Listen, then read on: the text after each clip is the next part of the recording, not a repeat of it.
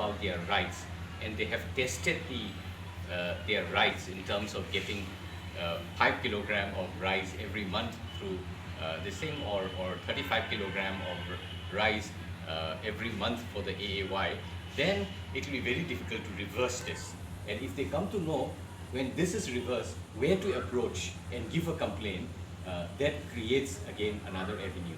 And if that doesn't work, and if the officer, the grievance redressal officer, knows that there's also a right to food commission that is functioning, then it creates a kind of the system that was originally envisaged in the Food Security Act 2013, which was remaining dormant.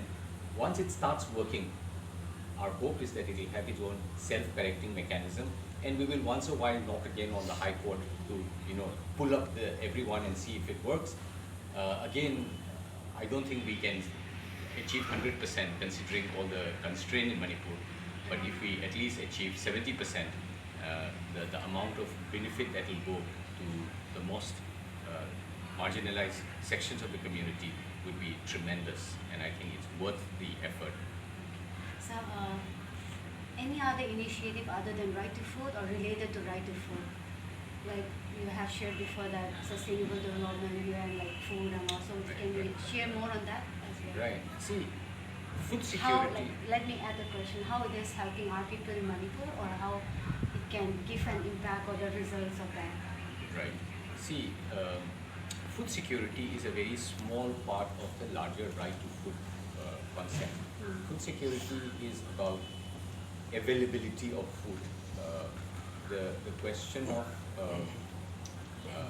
appropriateness of the food, and the whole question of food sovereignty, are we able to control the means of production of food, are also very, very critical for us to examine. So I don't think we should stop our Right to Food campaign at PDS system. PDS is perhaps the entry point, but more than that, it is about our own indigenous food production.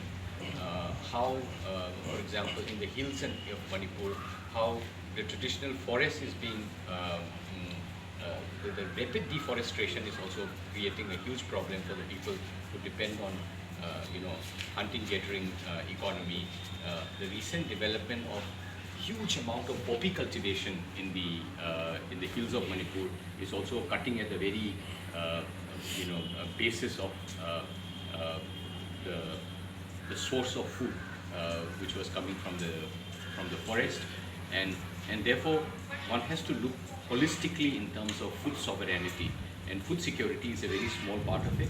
Availability, very fine, but how this food is produced, the means of production of the food should also be controlled by the will of the community and the will of the people, and therefore I think the long-term strategy for us is for the achievement of food security of our people, and to ensure that there is zero hunger in Manipur as well. This is what SDG 1 and SDG 2 is also looking at, eliminating extreme poverty and also ensuring that there is zero hunger. People, human beings, we talk about human rights, the minimum is that you should have a square meal to be able to eat, otherwise your dignity will be heavily compromised, and therefore in the long run we have to look at food sovereignty, of that the community should be self-sufficient, at least in terms of their basic cereal, pulse, and those needs, which was the case in Manipur for thousands of years. I think it was this sudden change in the demography. All of a sudden, the population exploded, but the concomitant development in terms of our production system didn't come through. So we were kind of exposed to a captive economy where we were expecting that everything that we need has to come from outside. I think it is not sustainable. This COVID crisis has also exemplified this much more clearly. A really sustainable economy has to be a self-sustained economy, small scale, variety, and also food has to be produced closest to the consumers. So I think all these wisdoms we have to learn from this. It's a wake-up call in a way, this coronavirus situation. So I think we should keep our eyes and ears wide open and learn from this crisis, so that we will be able to face the next crisis and we are much more well prepared to deal with it. The everyday crisis as well as the crisis that comes once in a while and very brutally hit us. So it is time for us to realize that food is something that we cannot compromise. Thank you, sir. So I have one more question. Like, yeah, I can see your passion in this Right to Food campaign and then regarding the food security there for the people in Manipur, right? So, like you being an activist and us being a lawyer, or HRLN being the legal firm, I should say, or organization, how do you want us to work for you, or how do you, like, according to your opinion, how we should work together? How do you want us to interfere in this campaign? See, we work on a day-to-day basis with the people in the grassroots, on the ground, and we need legal minds, particularly young lawyers, to accompany us.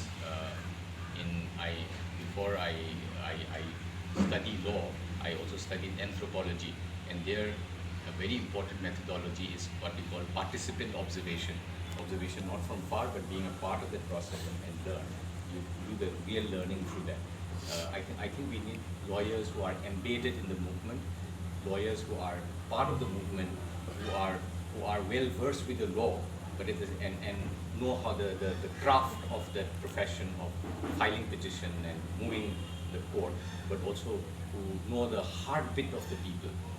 Unfortunately, sometimes the people who are very well skilled with the legal knowledge and the art of litigation are too distant from the ordinary people.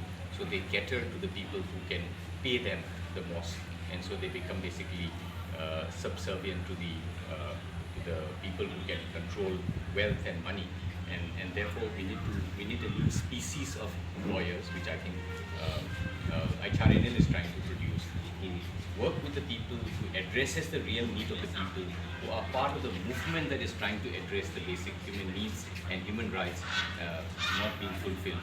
So we need a lot of these lawyers in Manipur also, who can come along with the movement, who empathize with the ordinary people, and who are ready to walk the extra mile to make it happen.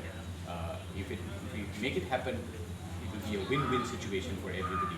But if the vested interests keep on winning and all the resources are kept only for a few, for the greed of a few and not for the need of the masses, then we will live in a very unsustainable world. Crisis, conflict, unrest will be a continuous process, and we will continue to waste a lot of our resources and energy in trying to just deal with them.